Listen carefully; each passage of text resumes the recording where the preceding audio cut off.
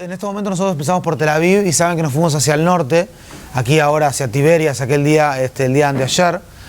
Estamos ahora en el límite prácticamente con Siria y con Líbano. Ahora nos vamos a pasar para Jordania, por una zona que es prácticamente la triple frontera entre Jordania, Siria e Israel. Y después nos vamos a ir hasta el sur, por intermedio de Jordania, y vamos a llegar dentro de 2 días al sur de Israel, el punto más al sur de Israel, que es Eilat, para después volver a Jerusalén, que es en el centro de Israel. Y aprovechando un poquito los caminos, como ven que hay un montón de explicaciones en los ómnibuses, se me ocurrió conversar un poco sobre lo que está pasando aquí, en el límite entre Siria, el límite con Líbano, el límite norte de Israel, donde Isaías allí dice que desde el norte se abrirá el mal sobre todos los habitantes de esta tierra. No sé si escucharon esa profecía. Hay niños también. Vamos a hacerle una explicación general de todo lo que está pasando en el Medio Oriente en los últimos años, para luego hablar un poquito quizás también de temas de innovación, o quizás la parte de innovación la dejemos ya para Jerusalén. Depende de cuánto tiempo tengamos, no quiero que prendan el tiempo.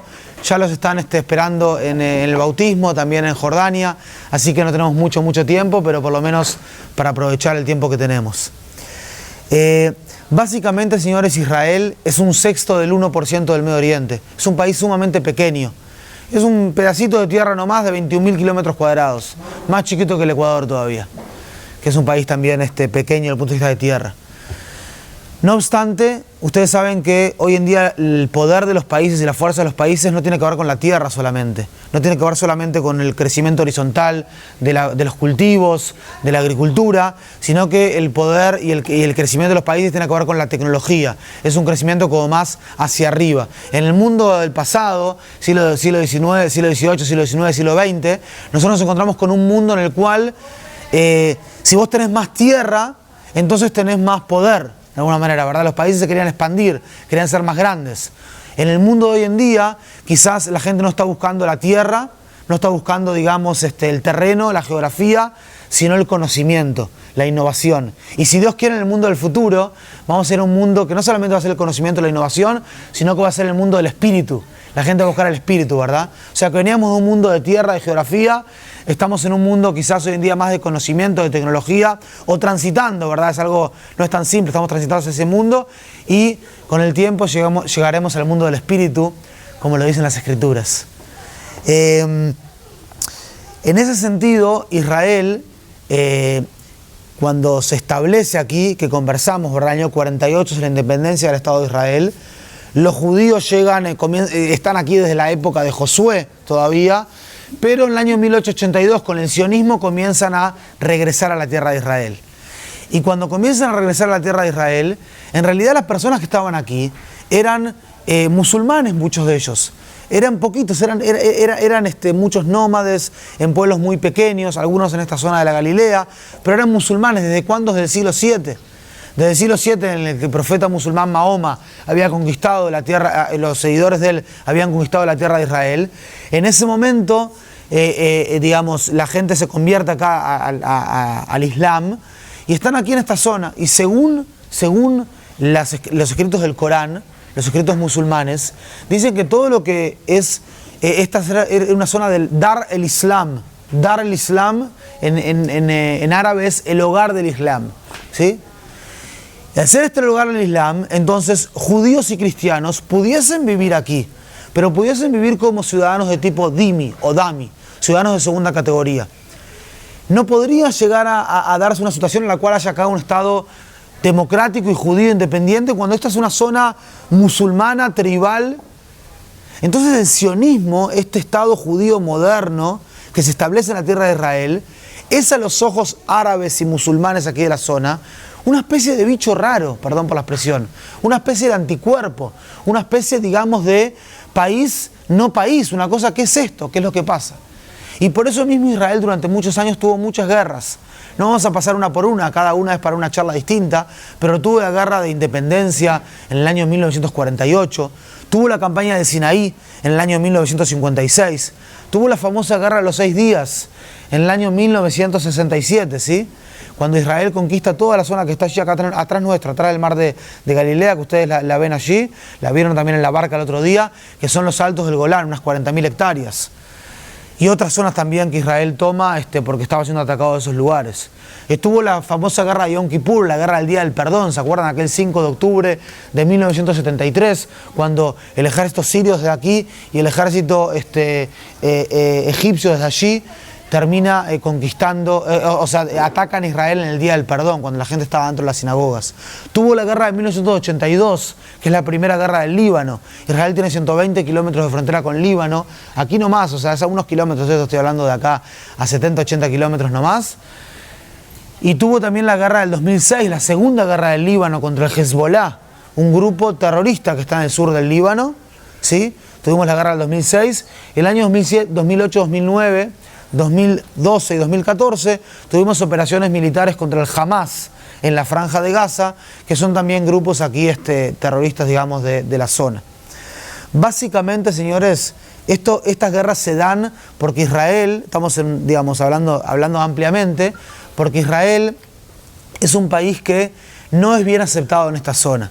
El hecho de que los judíos comienzan a volver a la tierra, como lo decían los profetas de Israel, ese hecho no es bien aceptado, es una cosa rara también desde el punto de vista político, y el mundo musulmán lo rechaza. Y por eso es que se dan todas estas guerras. Aun cuando se dan todas estas guerras, con el tiempo Israel va firmando la paz con algunos de los países vecinos. En el año 1979, Israel firma la paz con Egipto, ¿sí? Egipto, Anwar Sadat, el presidente egipcio, llega al Parlamento israelí, dice que extiende su mano de paz. Así estaba dicho también en la Declaración de Independencia del Estado de Israel que hizo Ben Gurión en mayo del 48. Y definitivamente esa paz se termina firmando con Egipto en el año 79. También con Jordania, el país que se van ustedes en unas horas van a estar en Jordania, es un país con el cual Israel tiene paz. Tiene paz con Jordania desde el año 1994. Se termina de firmar en el año 95. Isaac Rabin firma esa paz. Menachem Begin la firma con Egipto. Esas son las fronteras más largas que tiene Israel con los países vecinos y logra firmar esa paz. Intenta hacer también un tratado de paz con los palestinos aquí dentro de la tierra de Israel. Intenta hacerlo también con Líbano, intenta hacerlo también con Siria, pero no lo logra, no lo termina de lograr y no hay paz con esos países hoy en día. Todo esto les cuento como una pequeña introducción para pasar a la segunda parte de nuestra charla hoy, que tiene que ver con el hecho de que en los últimos 8 o 9 años se da un fenómeno muy importante en el mundo musulmán, en el mundo árabe. Árabe es un concepto de lengua, ¿verdad? Y musulmán es un concepto religioso, o sea, musulmán es el credo y árabe es la zona geográfica, la lengua. No todos los árabes son musulmanes, la enorme mayoría sí lo son, y tampoco todos los musulmanes son árabes. Hay musulmanes, pueden haber musulmanes también en América Latina, que no necesariamente son árabes, algunos sí, pero hay una interposición grande, pero no es entera. Entonces, en los últimos 7 o 8 años, esta historia de que Israel era un anticuerpo, una especie de bicho raro, un país totalmente atacado, comienza a cambiar. Comienza a cambiar por varios fenómenos que vamos a analizar ahora, pero vamos a analizarlos en 2 partes. En las 2 partes vamos a conversar ahora. Si una parte es las buenas noticias para Israel y la otra parte son las malas noticias para Israel, ¿sí? Las malas noticias para Israel son acá en el límite norte, si bien estamos muy tranquilos y pueden estar totalmente seguros, esto no es para darle miedo a nadie, simplemente para explicar qué es lo que está pasando. Hoy en día estamos seguros y fíjense la cantidad de gente de todas partes del mundo que están viendo todos y cada uno de los lugares que están llegando ustedes. Las buenas noticias, señores, es que en algunas cosas Israel deja de ser un anticuerpo, Israel deja de ser un país enemigo. Israel deja de ser un perjuicio a los ojos del mundo árabe musulmán para ser un beneficio. ¿A qué me refiero? Me refiero que en el año 2010, 2011, 2012, empieza en el 2011 realmente, se dan las primaveras, las mal llamadas primaveras árabes. Las primaveras árabes son movimientos populares dentro del mundo árabe musulmán que determinan derrocar a el gobierno de partido único. Habían allí gobiernos de partido único en varios países aquí de la zona, los derrocan, los agarran cuerdas y derrocan sus estatuas, los bajan del poder, a algunos como en Libia, a Gaddafi, que era el líder libio, lo van a buscar hasta al palacio, digamos, y ahí prácticamente que lo asesinan, ¿verdad? Allí a gente como Gaddafi. En lugares como Yemen se da esto, se da en lugares también como Egipto, como Libia, como Siria, que hubo una guerra civil muy importante. Ustedes saben que estamos a unos kilómetros nomás del escenario de la peor guerra del siglo XXI, ¿sí? En Siria, no sé si hay niños aquí o los niños no están. No quiero decir cosas que los niños no puedan escuchar. Sí hay niños, ¿verdad? Ok. Entonces no importa, no importa. En Siria ustedes fíjense la cantidad de víctimas que hubieron allí de esos conflictos en los últimos años. Y así en toda esta zona. También intentan hacerlo en Arabia Saudita, en Irán, intentan hacer revoluciones, pero no logran derrocar al dictador en esos lugares, ¿sí? Para ponerlo en términos generales, estas poblaciones, estas masas árabes musulmanas, lo que les sucedía es que no había allí una suficiente política económica, una suficiente política demográfica, una política social, y determinan realmente hacer una especie de revolución. Esa revolución que al principio parecía ser que quizás iba a traer democracias, no logra traer democracias finalmente, pero al fin y al cabo otros se roban la revolución, como pasa muchas veces, pero básicamente cambia muchas cosas con respecto a Israel. Lo primero que cambia con respecto a Israel, señores, es que Israel, si nosotros queremos analizar el Medio Oriente hace 10 años, hace 8 o 9 años, antes del 2011, uno tenía que entender al dictador, llamémosle, en ese momento, en Siria, por ejemplo, Assad, ¿sí? El dictador Assad, o en Egipto, Mubarak, ¿sí? Y así en otros países de la zona, que no quiero entrar en todos y cada uno de los países, que estamos dando una visión macro, una visión amplia. Uno entendía a esa persona, entendía a ese dictador, cómo se relacionaba con sus burocracias militares, con sus burocracias estatales, con sus burocracias públicas en general, y de esa manera entendía el país. Lo que sucede en el año 2011 es que empieza a haber todo tipo de gente que por Twitter y por Facebook, no había Instagram en ese momento tanto como hoy, y comienzan a salir a las calles, derrocan al dictador, como dije, o derrocan al gobierno de partido único, y comienzan a haber muchos más elementos que tienen voz y voto en los partidos, en los países árabes. Muchos más elementos, grupos sociales, grupos de presión, grupos de mujeres, grupos más que quieren democratizar, etcétera, etcétera. Y por eso hoy en día no entendemos más estos países y queremos escuchar solamente el discurso del presidente, el discurso de los políticos, sino que tenemos que ir a las redes sociales, ver cómo están escribiendo comentarios, ver qué posts están poniendo, ver qué cosas están haciendo, y por intermedio de inteligencia social, entendiendo cuáles son los distintos elementos allí en las redes sociales, ahí es donde entendemos qué es lo que realmente está pasando en el país. No más de arriba para abajo, del presidente hacia abajo, sino también del pueblo hacia arriba, es decir, de abajo para arriba. Y en ese sentido, Israel lo que termina haciendo en estos años es un montón de redes sociales, ¿sí? De redes sociales, también el Ministerio de Relaciones Exteriores, también el ejército israelí, también personas comunes y corrientes, o sea, personas civiles, redes sociales en árabes, para comenzar a conocer a otro Israel, porque el Israel que la gente conocía, todos nuestros vecinos, era un Israel malo, ¿sí? Como uno estaba como prácticamente indoctrinado. A mí me tocó trabajar con refugiados sirios cuando estaba en la época del ejército, refugiados sirios aquí, y esos refugiados sirios, señores, una vez uno me dijo, yo vestido con el uniforme del ejército israelí, ¿dónde están tus cuernos? La persona realmente pensaba que yo tenía cuernos. ¿Por qué? Porque donde hay pobreza, donde hay indigencia, puede haber mucho odio. Porque si uno indoctrina hacia el odio aparece ahí. Aparece donde hay pobreza, donde hay indigencia, donde hay cultura, donde hay conocimiento de la palabra, donde hay conocimiento de las escrituras. Ahí probablemente no haya odio, ahí probablemente sea un lugar lleno de amor, como la iglesia de ustedes, que tuve el honor de estar allí hace un año y unos meses. Pero lo que quiero decirles con esto es que Israel, al cambiar sus redes sociales, empieza a cambiar su imagen. ¿En quién? En aquellas personas que tienen un smartphone. En ese momento habían 100 millones de smartphones, como todos tenemos aquí, y comienza a cambiar su imagen. No ya es un país conquistador, un país malo, un país con cuernos, como quien dice, sino que comienza a ser un país que se muestra distinto, un país constructor del futuro. Me contaba aquí Luis Peña sobre un tema médico de él específico y la medicina de punta, ¿verdad? O sea, que logró conseguir aquí en Israel, que cubran un montón de... ¿sí? Ese tipo de cosas se comienzan a decir en el mundo, en temas de medicina, en temas de ciberseguridad, en temas de tecnologías de educación, en temas de tecnologías financieras, en temas de tecnologías de innovación en general, ¿sí? Eso es lo que Israel empieza a mostrar en su imagen. Y el segundo elemento que Israel comienza a mostrar también allí, señores, es el elemento de el espíritu emprendedor, eso, ¿verdad? O sea, que acá hay gente emprendedora, gente linda, gente que quiere salir adelante, hombres, mujeres, en general. Y eso lo percibe el mundo árabe, lo percibe por una forma directa de comunicarse, no por medios de comunicación que están manejados por el gobierno, por sus gobiernos, sino por redes sociales, personas por personas, que quitan del medio al editor del medio de comunicación y comienzan a comunicarse de forma directa, uno frente al otro.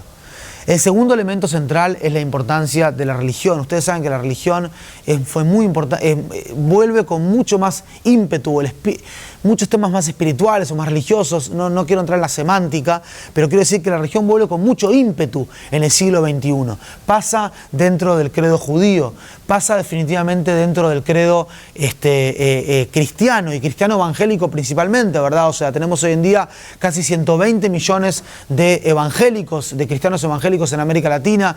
Es impresionante las iglesias, cómo crece, o sea, es lindo ver, o sea, cómo la gente se acerca a Dios. Y ustedes lo conocen, quizás algunos también personalmente conocen eso. Yo también lo conozco personalmente como judío. Pero pasa también, señores y señores, en el mundo musulmán. Y en el mundo musulmán hay fenómenos mucho más extremos. No es solamente una intención de acercarse a Dios, que uno quiere vivir una vida más llena de amor, llena de espíritu, sino que sucede en fenómenos como el Estado Islámico. ¿Escucharon hablar del Estado Islámico? Es un grupo terrorista que hoy en día está militarmente casi derrotado, aunque siguen allí haciendo todo tipo de intentos, pero desde el punto de vista ideológico no es posible derrotar. Que ellos dicen, no solamente nos queremos acercar a Dios, nos queremos acercar a un Dios, que es una cosa rara, ¿sí? O sea, tómenlo, escuchen bien lo que les digo. Queremos acercar a un Dios, que ese Dios nos da permiso para matar, ese Dios nos da permiso para establecer un Estado Islámico aquí, regido por la ley islámica, por la Sharia, que nos devuelva 500 años para atrás en los derechos que hemos conseguido también en el mundo democrático, que nos devuelva 500 años para atrás en todo tipo de cosas, y que si pasa un occidental aquí por la vuelta, nos vestimos aquí de naranjado, tomamos, sí, no quiero hablar porque hay niños, pero se acuerdan que se vestían de naranjado y lo que hacían, ¿verdad? Que hacían todo tipo de decapitaciones y cosas así, sí, hasta a gente que pasaba por allí. Y ese fenómeno comienza a generar en el mundo árabe aquí de la zona atentados. O sea, de repente un país como Egipto, un país como Siria, un país como, menos en ese sentido Siria, pero Egipto, un país como Turquía, mismo en Europa, comienzan a sufrir todo tipo de atentados, comienzan a sufrir terror que viene desde dentro de la propia sociedad musulmana. Y cuando estos países comienzan a sufrir terror, como Arabia Saudita, como Emiratos Árabes Unidos, como Egipto, en ese momento, esto ya pasó hace tiempo, si ahora no pasa nada, está todo sumamente tranquilo, no se preocupen, no se me preocupen, por favor. En ese momento dicen, bueno, ¿a quién le podemos pedir ayuda para luchar contra este terror? ¿A quién le podemos pedir ayuda? Y la respuesta fue, le pediremos ayuda a un país que ha luchado contra el terror en los últimos 120 años y ha sido la primera línea de la lucha contra este terror. Necesitamos tecnología, necesitamos escuchas para poder impedir un ataque, ¿verdad? Y allí es cuando empiezan a venir Israel. Comienzan a venir Israel a comprar también tecnologías antiterroristas. Y cuando vienen a Israel, los israelíes, nosotros les decimos, no solamente llévense tecnologías de defensa contra el terror, porque ellos se llevan también, señores y señores, tecnologías de agua. Hablábamos el otro día del agua, aquí cuando estábamos en Yafo, y citábamos aquel libro, Hágase el agua, un libro que les recomiendo leer. Tenemos un montón de tecnologías de desalinización de agua. Arabia Saudita, tú lo necesitarías, tenés un desierto muy grande. Hablamos de tecnologías de ciberseguridad, hablamos de tecnologías de agricultura, ni que hablar, ¿verdad? Riego por goteo, etc. O sea que cuando el mundo árabe comienza a sufrir este terror de un mundo musulmán extremo, de gente como el Estado Islámico y otros, en ese momento vienen a Israel, empiezan a comprar tecnologías de antiterrorismo, pero no solamente eso, Israel también les ofrece tecnologías de otro tipo, tecnologías más verdes, tecnologías de agricultura, y en términos, por la lucha antiterrorista y por el tema tecnológico, Israel también se transforma menos en un prejuicio y más en un beneficio para varios países aquí de la zona moderada, para varios países que son países sunitas moderados. Cuando hablamos del mundo musulmán, hablamos de sunitas y hablamos de chiitas. Hay otros también pequeñas facciones, pero sunitas y chiitas. Los sunitas son los seguidores de Abu Bakr, ¿sí? Seguidor de Mahoma, y los chiitas son seguidores de Ali.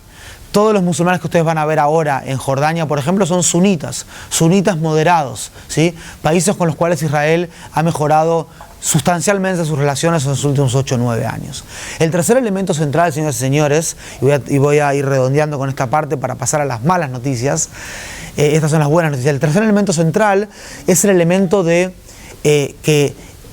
cuando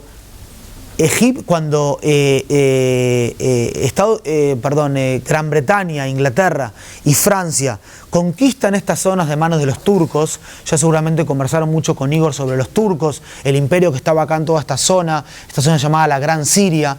Cuando ellos conquistan esta zona en la Primera Guerra Mundial en el año 1916, lo que hacen, señores, es hacer todo tipo, digamos, de límites como con una línea recta. Ustedes seguramente se acuerdan, creo que hasta lo conversamos en la iglesia, ahora lo recuerdo. Ustedes se acuerdan, por ejemplo, que también Ecuador tuvo 3 conflictos con el Perú durante el siglo XX, ¿verdad? El conflicto Maynas-Marañón, la guerra del Cenepa, o como quieran llamarlo, el año 41, el año también, bueno, el Tratado de Paz empieza en el año 95, ¿sí? Con los peruanos. Lo que sucede ahí es que en realidad la corona española traza un límite, y en ese límite, no quiero entrar en el conflicto interno porque no soy experto, pero en ese límite había un drapen trazado, y que eran, ese drapen en la realidad, en el terreno, eran decenas de kilómetros. Entonces no se sabe exactamente por dónde pasa el límite, ¿verdad? Las potencias coloniales, también Francia, también Inglaterra, trazaron límites aquí en el Medio Oriente. El problema no fue aquí que no se sabe por dónde pasa el límite exactamente, sino que el problema aquí tuvo que ver con el hecho de que habían todo tipo de comunidades culturales dentro de los países. Tomemos un país como Siria. En Siria, en el sur, vivían en este momento muchos alawitas y muchos chiitas. En la parte este de Siria, en la parte oeste de Siria, viven muchos sunitas. Hablamos ya de la diferencia entre sunitas y chiitas. Hay también por todo Siria hay muchas denominaciones cristianas de distinto tipo: católicos apostólicos romanos, maronitas, ortodoxos griegos. En el norte de Siria hay allí kurdos, ¿sí? O sea, kurdos que tienen ganas de tener un solo país, Kurdistán. En el centro de Siria tenés minorías que son drusas. Durante mucho tiempo también en Siria vivieron judíos. Judíos en Siria vivieron todavía desde la destrucción, creo, del primer templo de Jerusalén, hace unos 2500 años. Allí vivieron también judíos en Siria, que se fueron en realidad a principios del siglo XX. En Alepo, en Damasco, etcétera. Algunos de ellos viven también allí en Guayaquil, algunos pocos. Pero básicamente, fíjense que cuando las potencias trazan esos límites, no tienen la suficiente sensibilidad para comprender que hay todo tipo de comunidades culturales allá adentro, y cada una tiene su interés. Y lo que sucedió en el Medio Oriente en los últimos 7 o 8 años es que las comunidades tradicionales, el hecho de yo ser, por ejemplo, un musulmán sunita, por ejemplo, tuvieron mucho más poder de subsistencia o de supervivencia que las identidades modernas, el hecho de yo ser un sirio. Entonces, el problema en Siria, que no se podía salir de esa guerra, fue un problema de que habían todo tipo de comunidades que unas estaban peleadas con la otra, ¿sí? Más que nada los sunitas contra los chiitas estaban luchando allí en Siria. Y los chiitas llamaron a la potencia regional de la zona, para ellos el país chiita por excelencia de la zona, como lo es Irán, el enemigo más grande de Israel en este momento. Y los sunitas llamaron a la potencia regional de la zona, que son los Arabia Saudita. Y Irán llamó a una potencia mundial, si bien no es una potencia mundial, pero es un país con mucho poder, Rusia. Y Arabia Saudita también es un aliado americano aquí de la zona, y llamó a los Estados Unidos. Entonces se armaron como dos bandos. Los americanos, primero, el régimen sirio, que es alawita, que es otro sector, pero está junto con los chiitas, el régimen sirio, junto con los iraníes y junto con Rusia. Y en cada una de esas cosas, más que nada entre Irán y Rusia, también hay todo tipo de intereses opuestos, pero están en el mismo bando.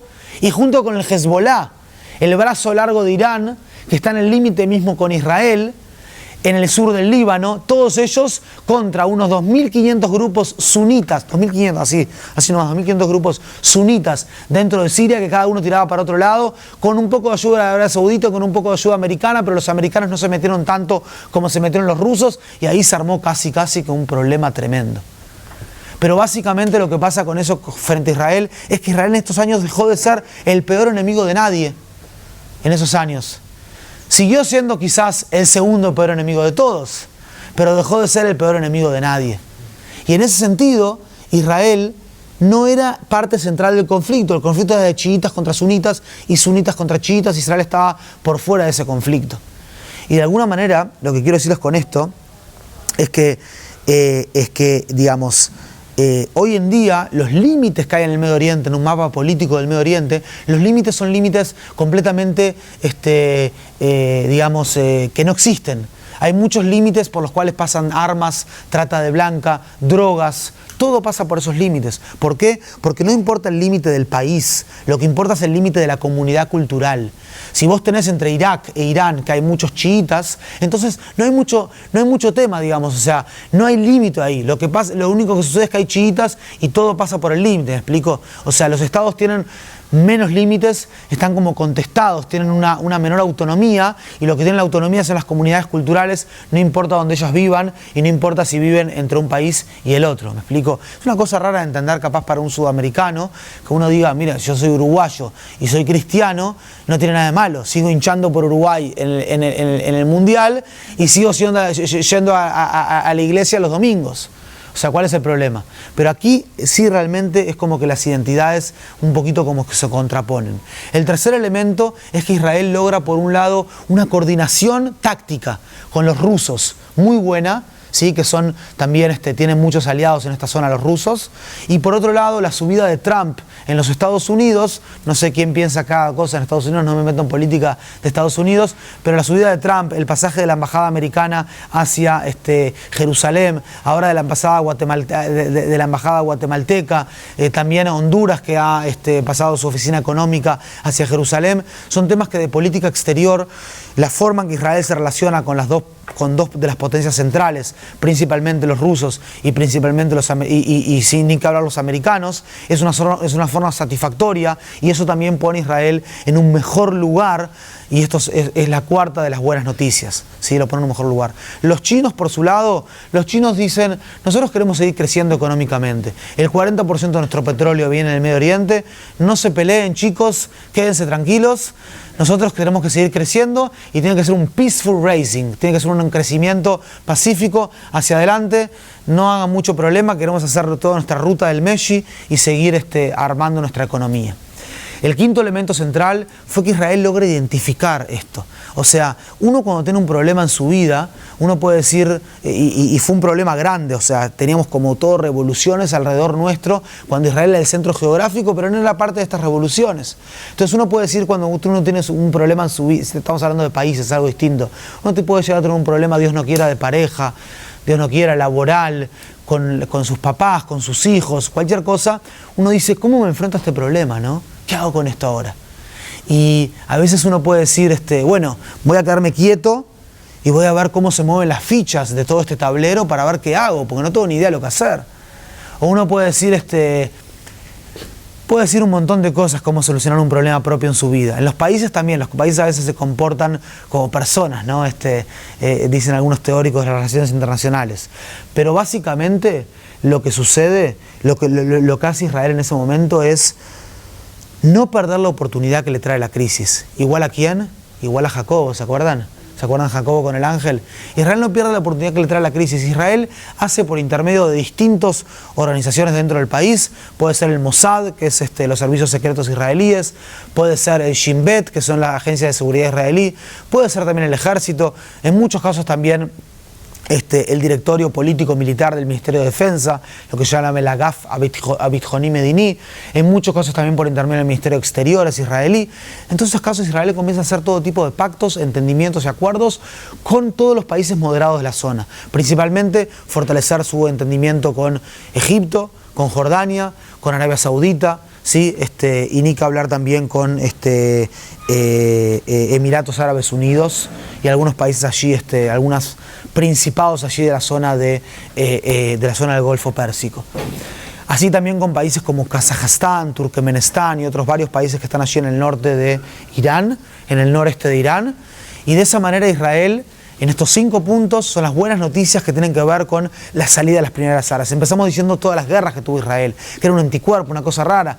Últimos 7, 8 años tenemos que cambiar un poquito el paradigma cognitivo, la forma en que vemos a Israel, que analizamos a Israel aquí en el Medio Oriente. ¿Por qué? Por el tema que dijimos de la mejora en la imagen por intermedio de redes sociales, por el tema que dijimos en la ayuda de Israel en lucha antiterrorista y en nuevas tecnologías a países de la zona, por la ayuda que dijimos, por el punto que dijimos también de que Israel, de querer no era un tema de Israel, eran sunitas contra chiitas, chiitas contra sunitas. Es un tema interno dentro del mundo musulmán. Y quieran o no, señores, voy a decir una cosa, no sé si para la cámara, pero creo que es 100% correcta. Que en realidad uno puede decir, es verdad, que la enorme minoría de musulmanes son terroristas, ¿sí? O sea, ustedes van a ver, no van a ver terroristas, o sea, nadie los va a ver, ¿no? Pero la enorme mayoría de terroristas son musulmanes, lamentablemente, ¿verdad? Y eso trajo un problema en el mundo, que Israel tuvo un elemento desde el punto de vista de tecnología muy importante. Por el tema también de la buena coordinación táctica con los rusos y la buena alianza estratégica con los americanos, y también la toma de decisiones en la coyuntura correcta de intentar de no perder la oportunidad que trae la crisis y hacer todo tipo de pactos, entendimientos y acuerdos con países, con grupos dentro de países, etcétera, etcétera. Esas son las buenas noticias. Las malas noticias de todo esto es que, y los pueden ver hoy en día en la prensa, las buenas noticias no se cuentan mucho en la prensa, ¿sí? Yo también somos propietarios de un diario que se llama Aurora, creo que les conté, los invito a leer Aurora, auroraisrael.co.il, es un diario que lo ven más de 7 millones de personas al mes, y los invito a leerlo y a quien le interese más Israel, ir leyendo noticias también en el día a día, de lo que está pasando acá en el día a día. Pero las malas noticias tienen que ver con este límite, con el límite con Siria y con el límite con Líbano. Porque en el momento en que los rusos, ¿se acuerdan que les hablé de los bandos en Siria? Estaban los rusos, ¿qué horas son, perdón? Porque no quiero tomarme... 8:35. Entonces, vamos a hacerlo en 5 minutos esto y nos vamos a bautizarnos. Le decía que las malas noticias tienen que ver con el hecho de que para sacar las malas noticias nos vamos a bautizar. Tiene que ver con el hecho de que en el momento que los rusos, los iraníes y el régimen sirio y también el Hezbollah logran prácticamente ganar militarmente a los 2.500 grupos sunitas aquí en Siria, le ganan militarmente, en ese momento vienen los iraníes y dicen, bueno, ahora queremos establecer un nuevo frente contra Israel en el límite con Siria. Son 80 kilómetros de límite en los altos del Golán, y lo que están intentando todo el tiempo de establecer allí son todo tipo, digamos, de unidades nuevas, facilidades militares, centros de desarrollo de cohetes y de misiles. Están al lado también del Líbano, y allí al lado del Líbano están intentando de establecer allí lo que es cohetes teledirigidos hacia Israel. En el Líbano, el Hezbollah, este grupo terrorista en el Líbano, el Hezbollah, tiene más de 150.000 cohetes y misiles. Y es un problema eso, ¿verdad? No tienen miedo de esto, sí, ¿verdad? Así como les cuento esto, les cuento también que las Fuerzas de Defensa de Israel son el ejército más poderoso, uno de los más poderosos aquí, el más poderoso de la zona, y es una fuerza de defensa muy, muy importante, y tenemos prácticamente como una cúpula de hierro que no permite que ningún cohete caiga dentro de Israel cuando llegan, digamos, cuando van a áreas altamente densas. Pero lo que quiero decirles con esto es que comienza Irán a trabajar en esa manera, comienza a trabajar en el límite sirio, comienza a trabajar en el límite con Líbano, donde está allí en el sur del Líbano el Hezbollah, y Israel tiene que hacer algo para impedirlo. Y las últimas noticias que salieron en estos días, ustedes pueden ver, por ejemplo, Israel ataca a un escuadrón de drones suicidas en el sur de Siria. O en los últimos años escuchamos, Israel ataca a un convoy de armas que iba desde Siria hacia el Líbano. Israel lo hace obviamente, y lo ha dicho también en algunos casos lo ha reconocido, en otros casos somos la prensa internacional, yo no soy quien para confirmarlo ni desmentirlo, pero lo hace justamente para prevenir ese tipo de ataques, ¿verdad? Para prevenir el hecho de que se establezca en el límite con Siria y en el límite con el Líbano digamos, grupos terroristas que tengan mucho más fuerza y que puedan constantemente tirar cohetes y misiles hacia Israel. La barriga flaca, entre comillas, de Israel en este sentido para el mundo árabe es el hecho de que es una democracia.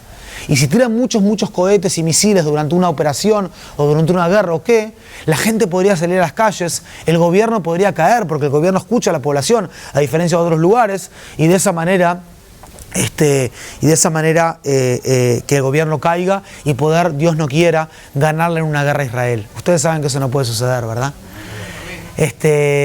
Pero básicamente es eso. Lo que más nos ha costado, y que les voy a pedir también que conozcan este punto, lo que más nos ha costado en los últimos años también como portavoces del ejército israelí, pero en general, a Israel en general, es que cuando se da una situación de este tipo, ellos te tiran un cohete o un misil desde un centro de población civil, o sea, puede estar al lado de una escuela, puede estar al lado de un hospital.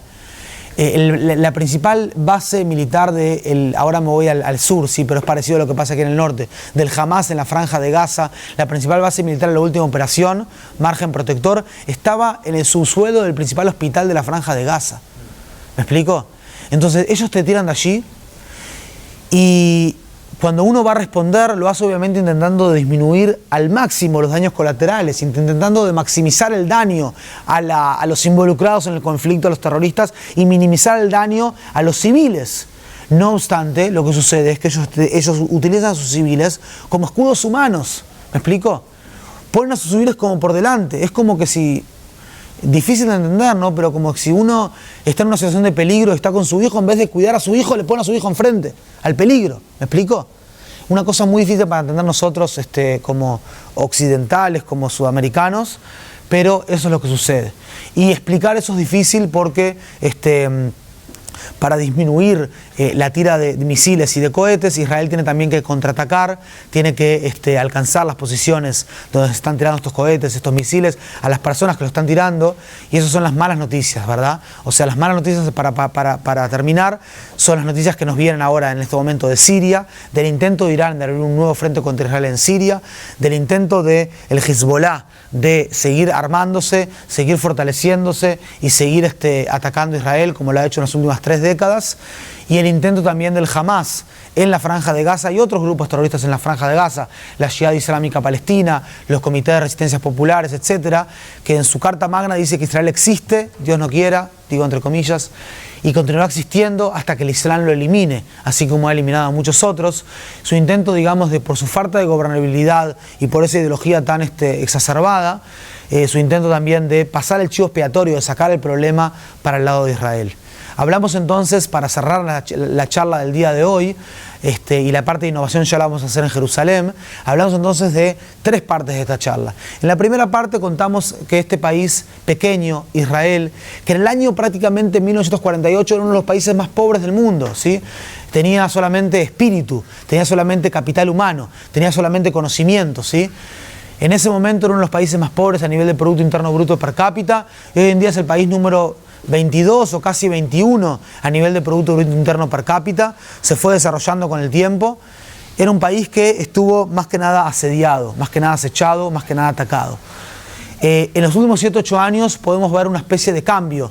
Si bien también hubieron tratados de paz en el año 79 con Egipto y en el año 94 con Jordania, en los últimos 7-8 años podemos ver una mejora en las relaciones con algunos países importantes de la zona, inclusive Egipto y Jordania, que se fortalecen todavía los tratados de paz, y con lo que es Arabia Saudita y algunos países del Golfo Pérsico, algunos principados del Golfo Pérsico, como Emiratos Árabes Unidos, que esas eran las buenas noticias que debían de las mal llamadas primaveras árabes, más bien inviernos islámicos.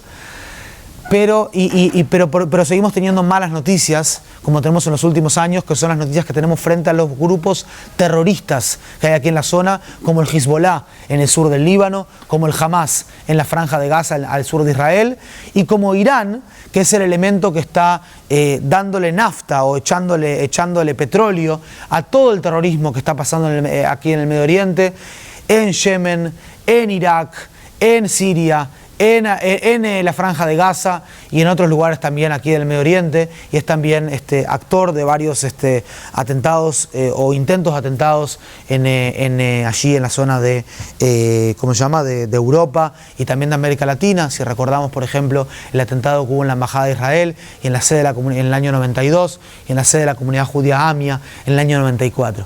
Esto fue, señores y señores, una media hora, 35 minutos, digamos, de una visión lo más amplia posible y estratégica posible de lo que está pasando en el Medio Oriente, de cómo Israel está establecido en eso. Y yo lo que creo en este país es que es un país que sabe transformar los desafíos en oportunidades, ¿sí? Y no es lo que creo, es algo que Israel ha demostrado durante mucho tiempo. Se ha dado toda esta situación aquí en los últimos 7 u 8 años. Israel logró tomar las oportunidades que salían de allí, ¿verdad? La misma bendición que le pedía Jacobo al ángel cuando estaba rayando el alba. El mismo punto que vamos a ver cuando vamos a Jerusalén y veamos cómo gran parte de este ejército israelí, que es obligatorio, se transforma con el tiempo en un ejército de innovación para traer bien y para traer cosas buenas a este mundo. Lo vamos a hablar después. Y este país que están visitando en este momento todos y cada uno de ustedes. Espero que sigan... Pastor, hacemos un tiempo para preguntas y después hacemos un cierre final. Sí, mi pastor. Una pregunta. Sí. Gracias por venir, pastor de Israel. Un aplauso. Gracias por venir con toda su gente de Israel. ¿Por qué Hezbollah está metido en Líbano? No tiene nada que hacer Hezbollah. ¿Dónde están los presidentes de esas naciones para que digan, mi gobierno no lo respeta, ¿no? Irán, vayas allá. Pero lastimosamente, parece ser, eso tal vez te lo puedo explicar muy rápido, que se aprovechan de esas democracias malas, esa guerra civil que hay en Siria, y aprovechan ellos para los iraníes más vivos, astutos, meterse para querer devorar. Excelente pregunta, pastor. Mire, en el año 1990 cayó el muro de Berlín, se terminó la Guerra Fría. Los rusos los soviéticos eran un aliado de gran parte de los países de la zona. ¿Sí? Los rusos eran aliados sirios, más que nada sirios aquí, y también de Egipto. Aquí eran aliados los rusos. Cuando Rusia se debilita, los países de la zona tienen que ir a buscar otros patrones, llamémosle, otros aliados. Y Siria, por ejemplo, que fue siempre un país que creía, digamos, en el panarabismo, siempre que lloró en la lucha armada contra Israel. Cuando termina la guerra la guerra del año 1973, ¿sí? La guerra de Yom Kippur, en el momento que termina la guerra del Día del Perdón, quería decir, Egipto rápidamente va hacia un proceso de paz con Israel. En el año 79 firma la paz. Los sirios no así. 4 años después de la finalización de la guerra, entre el 73 y el 77, los sirios aumentan 4 veces su presupuesto militar y su armamento. ¿Para qué? Para seguir luchando contra Israel, para seguir con la resistencia hacia entre comillas, decías, ¿verdad?, anticuerpo llamado Israel. Y de esa manera los sirios todo el tiempo están con esa cabecita y con esas ganas, digamos, de atacar a Israel. Lo necesitaban. ¿Por qué lo necesitaban, pastor? Porque Siria es un país muy heterogéneo desde el punto de vista demográfico, ¿verdad? Hablamos de todo Siria, hablamos de los kurdos y de los drusos, de los judíos, de los cristianos, de los alawitas, de los chiitas, de los sunitas, todos acá dentro de este paisito. ¿Cómo haces para unir filas? Necesitas un chivo expiatorio. Su nombre, Israel. Tiene que buscar un nuevo aliado. Y ese aliado lo encuentra aquí, en este país llamado Irán. Aquí lo encuentra Irán, ese aliado. Irán, un país que allí, al fin de los años 80 y 90, estuvo luchando contra Irak de Saddam Hussein, en la famosa guerra Irán-Irak, quien recuerda en los años 80. Y los iraníes, en los años 80, durante la guerra, comprenden que los iraquíes, con sus Cats, con sus misiles, los tienen a mal traer. Todo el tiempo lo están atacando, todo el tiempo le están pegando. Por eso, dicen los iraníes, la lección aprendida en esa guerra es: vamos a desarrollar una industria misilística propia. Vamos a desarrollar una industria que nos permita a nosotros ser independientes. Y eso es lo que vamos a hacer. Y Siria entendía eso, cómo Irán se desarrolló en toda su industria armamentística. Y cuando cae el muro de Berlín, Siria mejora, o hace relaciones estratégicas con Irán. Irán le da gran parte de sus armas aquí a Siria y aquí también al Líbano. Y de esa manera es que se arma ese encuentro. Ahora, Irak sigue siendo Irak, hasta que los americanos también conquistaron gran parte de Irak aquí. En el año 2003 se encuentran a Saddam Hussein, bajan a Saddam Hussein y rápidamente aquí Irak Y aquí Irán, lo que sucede es que hay muchos chiitas en Irak. Chiitas, es el mismo tema, digamos, de étnico. Y de esa manera tienen como un pasaje por tierra, por intermedio de Irak, que con mucha corrupción y todo se logran pasar por tierra, y los iraníes, en un pacto con los sirios, en un pacto con los libaneses, y con el brazo largo iraní aquí en el sur del Líbano, el Hezbollah, que es un grupo chiita también, pasando por un pasaje por tierra por intermedio de Irak. De esa manera es que se forma de alguna manera ese eje, y es que no es que los países solamente se dejan, sino que también la etnia, la comunidad cultural aquí en el Líbano es la misma que la que en Irán. En Siria tienen un pacto estratégico con los iraníes y con el Hezbollah aquí, y también tienen un pasaje por tierra. Tiene mucho que ver con esto, con el mapa no político, sino con el mapa étnico del Medio Oriente. Placer.